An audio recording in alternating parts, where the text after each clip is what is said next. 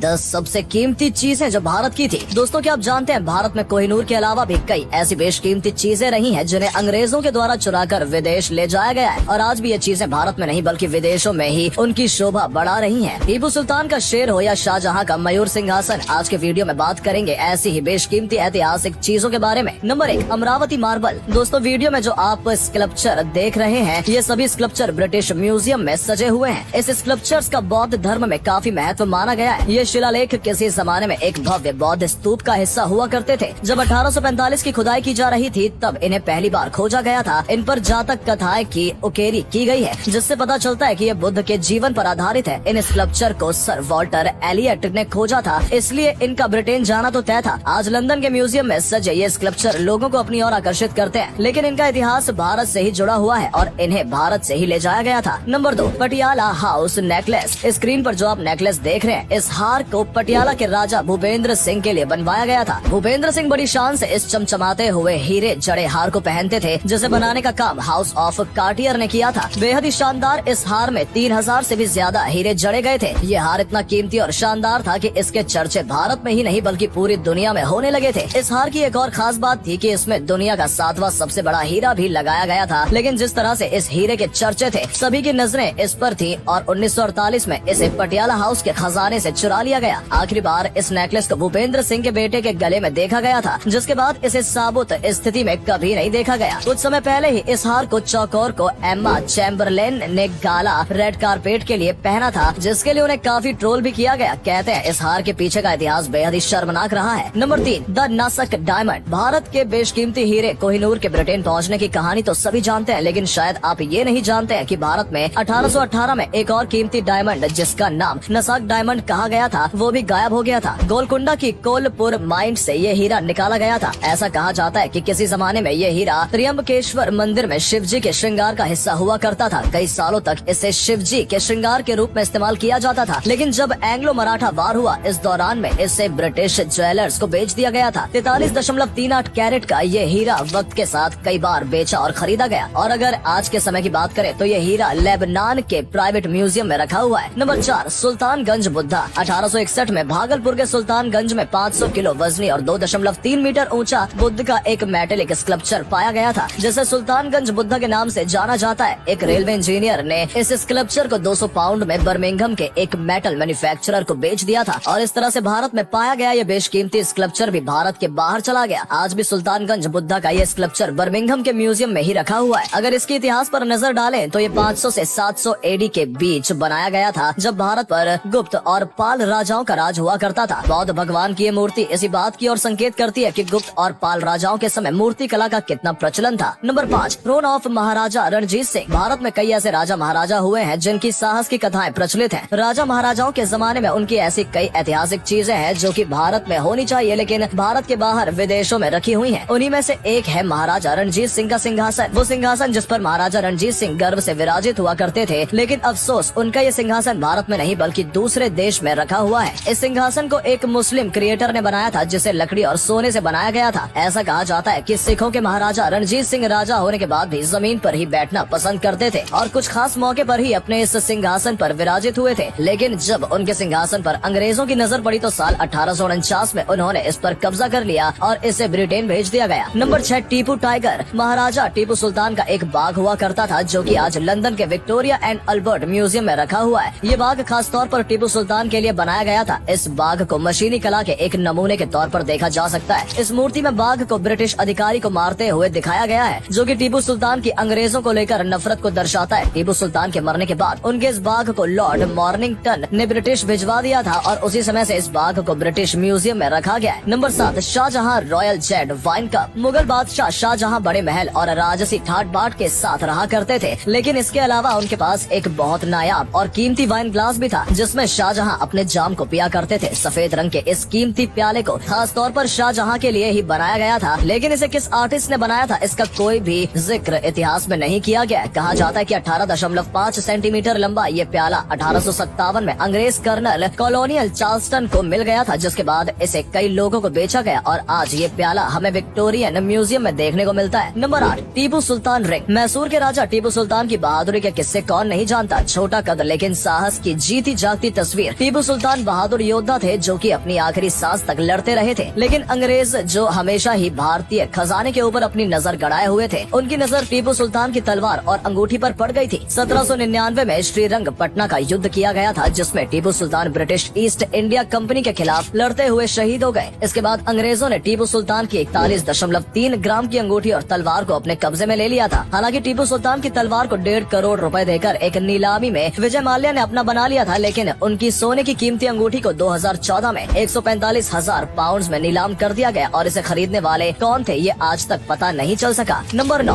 Peacock throne. Mughal शासक अपने जमाने में शान और शौकत के शौकीन हुआ करते थे। ऐसे ही शौक रखते हुए शाहजहां ने मयूर सिंहासन बनवाया था। बहुत ही खूबसूरत और शानदार दिखने वाला ये सिंहासन सोने और हीरे जवाहरात से जुड़ा हुआ था। ये सिंहासन ताजपोशी के लिए बनवाया गया था और इस सिंहासन के दोनों तरफ मोर की तरह आकृति में हीरे जवाहरात जड़े हुए थे, इसलिए इसे मयूर सिंहासन नाम दिया गया। फारसी भाषा में इसे तख्ते तौस के नाम से जाना जाता है। शाहजहां के द्वारा इस बेशकीमती सिंहासन को आगरा के किले में रखवाया गया था। शाही दरबार में जो भी लोग आते थे इसकी खूबसूरती को देखकर आश्चर्यचकित हुआ करते थे। इस सिंहासन की खासियत थी कि इसमें विदेशों से मंगवाए गए हीरे, मणिक और पत्थर जड़े गए थे। किसी जमाने में भारत की शान हुआ करता ये सिंहासन आज ईरान के म्यूजियम में रखा गया है। 1739 में नादिर शाह ने जब दिल्ली पर कब्जा किया, जिसके बाद वो मयूर सिंहासन को अपने साथ पर्शिया ले गया था, तभी से ये वहीं रह गया है। आज मयूर सिंहासन की कीमत $5.5 मिलियन है।